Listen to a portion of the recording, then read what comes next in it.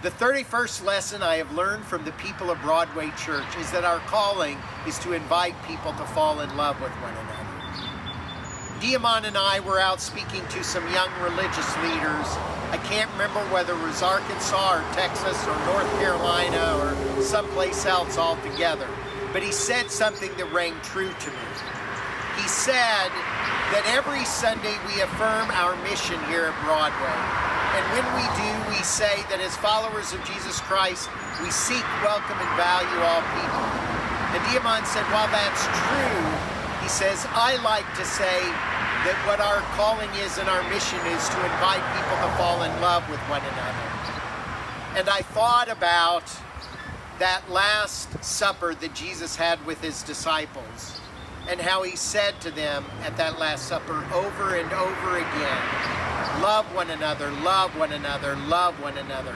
He wanted them to really remember that. This is our work. This is our calling. This is our vocation. Not that of the preacher, but that of the Christian, to invite people to love one another. Diamond was really right about this, and in the days and weeks and months and years since then, I have found myself using these words more and more and more to describe our mission. When instead of helping people, we started to fall in love with people, it changed the way we saw the whole world. We saw people not as needy, but as needed. What if instead of giving to people, we receive from people? It would be a little bit like when we celebrate communion and we hold out our hands to get the bread, and the celebrant puts the bread in our hands.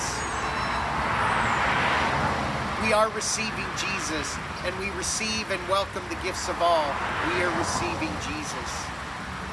This building is beautiful and grand, but the real grandeur of this place is in falling in love with one another and inviting people to fall in love with one another through our mission. I have been so blessed by you all at Broadway. I cannot tell you. Thank you.